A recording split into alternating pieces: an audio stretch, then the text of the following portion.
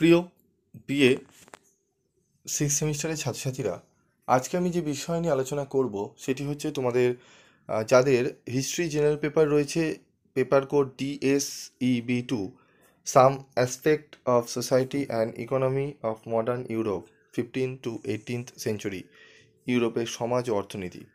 এই সাবজেক্ট থেকে তোমাদের 5 নম্বরের প্রশ্ন আসে, 10 নম্বরের প্রশ্ন একটি আসে এবং 20 নম্বরের প্রশ্ন দুটি আসে। ঠিক আছে, তো 5, 10 এবং 20 নম্বরের প্রশ্নগুলো কমন পেতে কোন কোন প্রশ্নগুলো গুরুত্ব সহকারে দেখতে হবে সেই সমস্ত প্রশ্নগুলো নিয়ে আলোচনা করব। তো ভিডিওটি প্রথম থেকে শেষ পর্যন্ত মনোযোগ সহকারে শুনো এবং ভিডিওতে বলা প্রশ্নগুলো ভালো করে তোমরা অনুশীলন করো।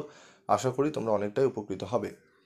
তো আর তোমাদের অন্যান্য যে সাবজেক্টগুলো রয়েছে, যদি অন্যান্য সাবজেক্টের সাজেশান তোমাদের লাগে, অবশ্যই কমেন্ট বক্সে সাবজেক্ট এবং পেপার কোড লিখে তোমরা লিখে দেবে যে স্যার এই সাবজেক্টের আমাদের সাজেশান লাগবে বা ইম্পর্টেন্ট কোশ্চেন লাগবে।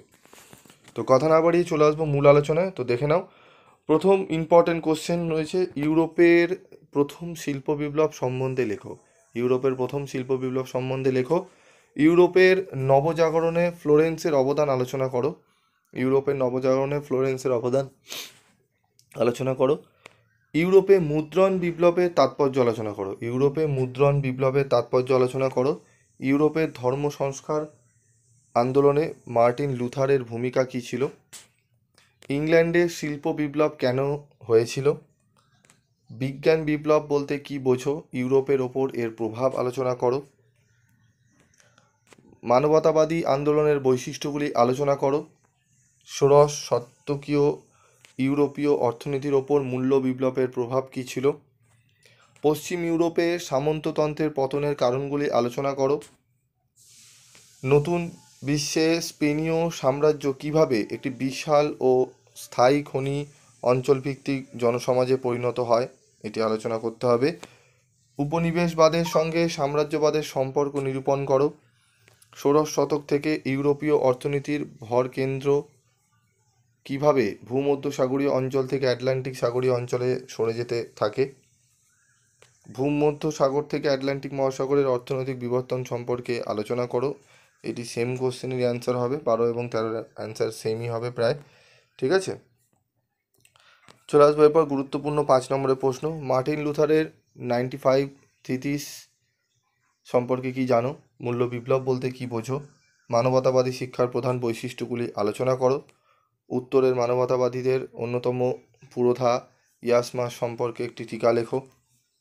ইউরোপের অর্থনীতির ওপর ব্ল্যাক ডেথ এর প্রক্রিয়া কী ছিল? ফিস ও ডাসালেজ বলতে কি বোঝো? সামন্ততন্ত্রের সংকট বলতে কি বোঝো? ষোড়শ শতকের ইউরোপের অর্থনীতিতে মূল্য বিপ্লবের প্রভাব কী ছিল? ইউরোপে বিজ্ঞান বিপ্লব সম্পর্কে লেখো। বাণিজ্য বিপ্লবের কারণ কী ছিল? ঠিক আছে, 11 নম্বর প্রশ্ন, আফ্রিকায় দাস ব্যবসায় ইউরোপের দেশগুলি কিভাবে যুক্ত ছিল? আফ্রিকার দাস ব্যবসায় ইউরোপের দেশগুলি কিভাবে যুক্ত ছিল? ইউরোপীয় শিল্প স্থাপত্যের ওপর রেনেসাঁসের মানবতাবাদের প্রভাব কী ছিল? উত্তর মানবতাবাদ বলতে কি বোঝো? তো এখান থেকেও 13টি প্রশ্ন আমি তোমাদের দিয়েছি। এই প্রশ্নগুলো একটু ভালো করে করো, কারণ ইতিহাসের এই সাবজেক্টটি থেকে কিন্তু প্রশ্ন কমন সেইভাবে কিন্তু আসে না এবং নিয়ার ভিত্তিক কিন্তু ডিটো ওইভাবে আসে না। কিছু এক্সট্রা প্রশ্নতন্ত্রী তোমাদের পড়তে হবে, তাই এই প্রশ্নগুলো একটু ভালো করে রেডি করো।